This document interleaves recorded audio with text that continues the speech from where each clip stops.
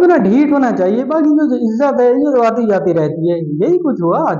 हालांकि जब toss Jos Buttler जीता, सबको पता था कि हम उसी वक्त सेमीफाइनल की रेस से तो खैर 99.9% पहले ही बाहर थे, लेकिन वो जो इफ एंड बट का 1% था भी सही, वो टॉस पे खत्म हो गया।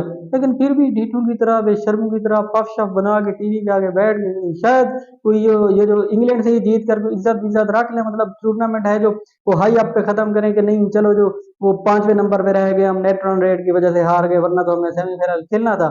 ये जो नेट रन रेट है कि पिछले हफ्ते से शायकीन फैन मतलब कैलकुलेट करके हमारे कैलकुलेटर और उंगलियां घिस चुकी हैं कि इतने रन से जीत जाएं, मतलब इतने करने पड़े तो हम न्यूजीलैंड की नेट रन रेट से ऊपर जाएंगे। लेकिन इन्होंने क्या किया, इन्होंने कोई नहीं, परवाह ही नहीं, हम इस रोले में नहीं पड़ते, हम इनसे हार जाते हैं। फिर क्या था, लेट गए, इंग्लैंड के आगे लेट गए। ये अंदाजा लगा लें आप। ये जो नेट रन रेट है ना, मुझे लगता है इसकी अहमियत बहुत ज्यादा हो गई है। ये जो वॉल चेकिंग की होती है ना, महबूब आपके कदमों में, पसंद की शादी या मर्दाना कमजोरी का इलाज, इस वक्त पाकिस्तान का मर्दाना कमजोरी का इलाज जो है या मर्दाना कमजोरी है, ये बड़ा मसला है ही नहीं। इस वक्त कौमी हमारे कौम का मसला नेट रन रेट है। नेट रन रेट की अहमियत को उजागर करना चाहिए। ये जो वॉशरूम में गंदे गंदे अशार लिखे होते हैं, या जो वो नाकाम आशिक रिक्शों के पीछे अजीब से अशार लिख देते हैं, ये तो हमारी आदत है ना पाकिस्तानी है, बसेस के पीछे अजीब से नंबर और चीजें लिख देते हैं। उनकी वजह नेट रन रेट लिखना चाहिए ताकि भला तो हो भाई। 2019 में भी हम इसकी बेस पे बैर हुए, और अगर आज इनको कोई गैरत आते इंग्लैंड से जीत जाते, शायद हो सकता था हम, चलो ये तो बहाना होता कि नेट रन रेट की बेस पे हम बाहर हुए। लेकिन इन्होंने क्या करना था, अब देख लें, टॉस हार कर इंग्लैंड जब बैटिंग करने आया, हमारी आदत है ना स्टक से उठाकर स्टार बना देते हैं। जोनी वेस्टो डबल फिगर का स्कोर नहीं है उसका पूरे वर्ल्ड कप में, 50+ स्कोर कर गया वो।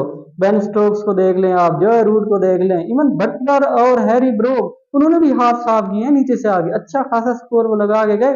बॉलर हमारे, हाँ माशाल्लाह, मिस्टर 150 हर स्टोव को आप देख लें, रिकॉर्ड बना दिया उसने, आपको पता है 500+ स्कोर दे दिए उसने फास्ट बॉलर। और ईगल शाहीन शाह अफरीदी, यू वाला, उसने भी, उसने कहा मैं कैसे पीछे रह सकता हूँ, उसने भी कुछ 450 मेरे ख्याल से प्लस स्कोर दे दिए। तो जब आपके फास्ट बॉलर इस तरह से परफॉर्म करेंगे, स्पिनर हमारे, ये शदाब बैठा हुआ था, अचानक बाबा ने कहा चलो मेरा आखिरी मैच है कैप्टनसी का, आजा शहजादे तू खेल ले, क्या पता आगे तू कप्तान बने तो मेरी वैसे भी उसकी जगह पक्की है। तो मतलब उसको उठा के खिला दिया। स्पिनर आपके नहीं परफॉर्म कर रहे, फास्ट बॉलर आपके मार खा रहे हैं, बैट्समैन आपके नहीं बैटिंग कर रहे, कैसे आप जीतेंगे। बैटिंग में आप देख लें, 337 का स्कोर दे के हर दफा फखर जमान तो नहीं ना कर सकेगा, वो कोई रिपोर्ट तो नहीं ना है यार, वो भी तो इंसान ही है, उसने भी फ्लॉप होना ही था, फेल होना था, आज वो चला गया।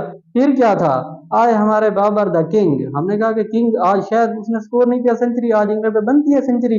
तो चलो भी, एक है ना नंबर 1 ओडीआई बैट्समैन रह चुका है, कप्तान भी है, आखिरी मैच है, मतलब खड़ा होगा। लेकिन नहीं, उसने कहा कि 38 मैंने कर दिए। वही मिड विकेट पे वर्ल्ड कप में आप देख लें, बाबर ने मिड विकेट पे 3 से 4 आराम से आसान से कैचेस पकड़ा के आउट हुए।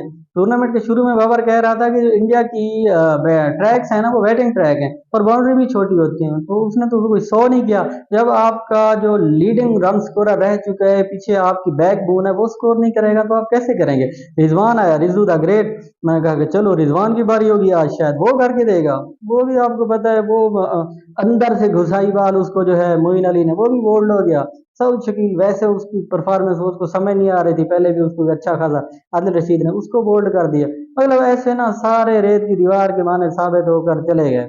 तो अब क्या हो क्या सकता है, वापस आएंगे वही बाबर, बाबर से कैप्टनसी शायद ली जाएगी, या अब उसको तो वैसे ही छोड़ देना चाहिए, बैट्समैन फोकस करना चाहिए। नया एक कैप्टन अनाउंस होगा, फिर से प्रेस कॉन्फ्रेंस होगी और वही चीज होगी। ये जो गलतियां हमने की है ना इस वर्ल्ड कप में, हम कोशिश करेंगे 2027 का जो वर्ल्ड कप होगा ना उसमें कम से कम गलतियां करें और वर्ल्ड कप जीतने की कोशिश करेंगे। यही ऐसे होगा, इन्होंने कोई सीखना वीखना है नहीं, ठीक है। अब अगले साल तक हमारा ओडीआई ही नहीं है, हिसाब निकाल लें।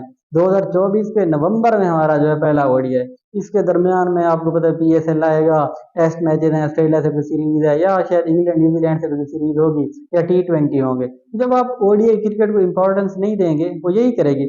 और लिटरली हम डिजर्व करते थे, मुझे बताएं, टूर्नामेंट का सेमीफाइनल खेलना, जीते किन से हम, नेदरलैंड से, वो जो मतलब वो क्वालिफाई करके आई हुई थी, क्वालिफायर खेल के आई हुई है। श्रीलंका, वो भी क्वालिफायर खेल के आई हुई थी, ठीक है।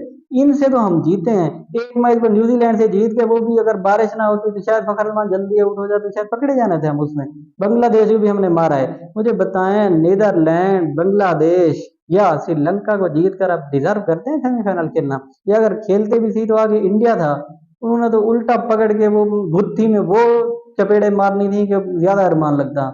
और ये हकीकत थी, हमारी टीम इतनी ही कैपेसिटी थी जितना ये खेल चुके हैं इस टीम के साथ। जब आप किसी फील्ड में किसी डिपार्टमेंट में परफॉर्म नहीं करेंगे तो आपके साथ यही होगा मेरे भाई।